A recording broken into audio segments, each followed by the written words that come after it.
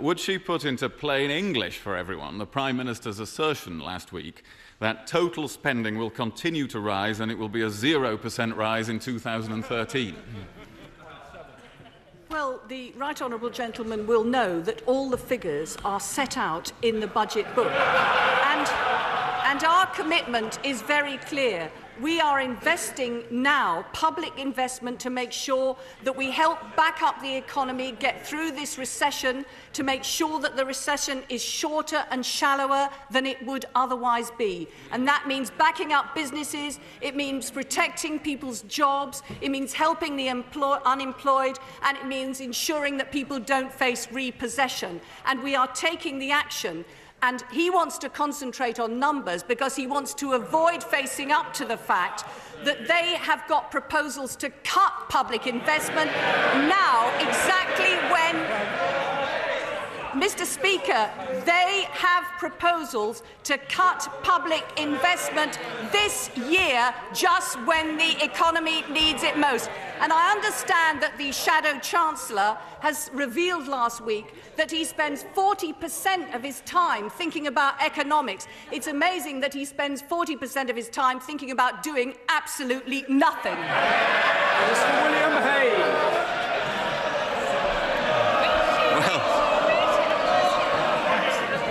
Perhaps the Leader of the House could spend 100% of the next minute trying to answer the question that she was asked about what the Prime Minister meant by a 0% rise. Is it not now clear that every single word of the assertion that he made last week is wrong? That total spending is not going to rise, and then there would not even be a 0% rise, as he bizarrely called it, in 2013, but that the figures she mentioned in the government's own books show that there would be a fall. And since so many supporters of the government are now calling for honesty about spending, shouldn't she find it in herself to do what the Prime Minister refuses to do, which is to actually admit the facts of the government's own figures? Will she come down on the side of reality and say that on the government's own figures, total spending is set to fall? Well, our honest and committed view is that we need to invest now to back up the economy in order to make sure that the situation, not only for individuals who've worked hard to build up their businesses, not only to protect them, but to make sure that the situation is not worse in the longer term. And how telling it is that they only want to talk about figures in 5 years' time to distract attention away from the action that they do not back up, that we are taking now. Well, there's no need to talk about the figures in 5 years' time. Since the government's own figures show that capital spending will fall from £44 billion this year and fall every year to £22 billion in 4 years' time, isn't the point that capital spending is being halved an absolutely indisputable fact? I think that the right honourable gentleman knows full well that the reason for the figures is because we are bringing forward capital spending. We are not cutting capital spending. We have increased it and we are bringing it forward because just as, for example, the private sector construction industry is facing dire times, we think it's right to bring forward capital investment in public construction, not only for the sake of the children's centres and the schools and the hospitals and the homes that will be built, but also because of the jobs that it will create.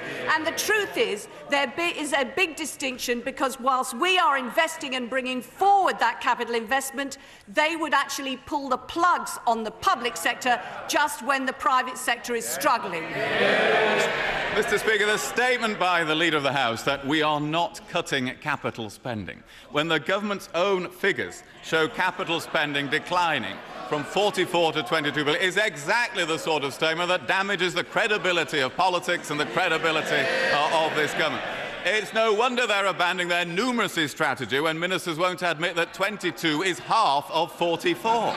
Is she aware that the figures from the Institute of Fiscal Studies show that the level of capital spending from 2013 as a proportion of national income would be below the average for the whole 18 years of the last Conservative government. That is the capital spending that they are intending to deliver.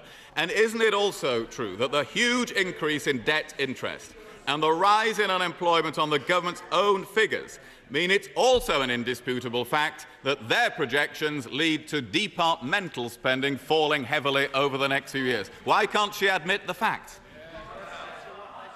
He mentions capital spending, and I've made it clear we're bringing it forward. He mentions unemployment, and we are taking the action to protect people's jobs, and unemployment would be growing if we'd have made the cuts that he's suggesting.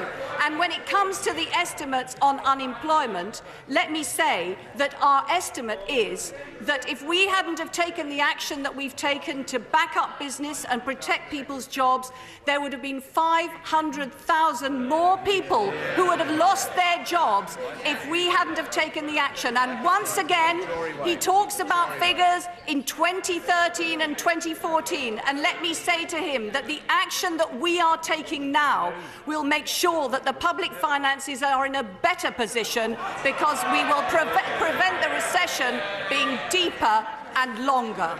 Mr. William Hay. Speaker, the Right Honourable Lady believes that capital spending is not being cut and that unemployment isn't growing. It is no wonder the government are so deeply out of touch with the people of this country and with the condition of the economy. Isn't it the case that any government elected at the next election is going to inherit public finances in an unbelievable mess after 12 years of a Prime Minister who spent everything in the boom, who thought the bust would never occur, who believed it abolished the economic cycle? Now capital spending is being cut, total spending is being cut, departmental spending is set to be cut. Those are the government's own plans, and aren't those Labour cuts being brought in by a Labour Chancellor, made necessary by the actions of a discredited Labour government over the last 12 years? We have rebuilt hospitals over the last 10 years. We have rebuilt schools. We have paid down debt. And we are now facing the challenge. Yes? Yes. I apologise for interrupting the Leader of the House. There is simply far too much noise. Honourable and Right Honourable members need to calm down. Leader of the House. And yes, we have paid down debt so that we have the second lowest debt in the G7. And we are responding to the challenge of this recession. And the truth is, it's the opposition that are embarrassed about their past, failing to face up to the challenge of the present, and have nothing to offer the future.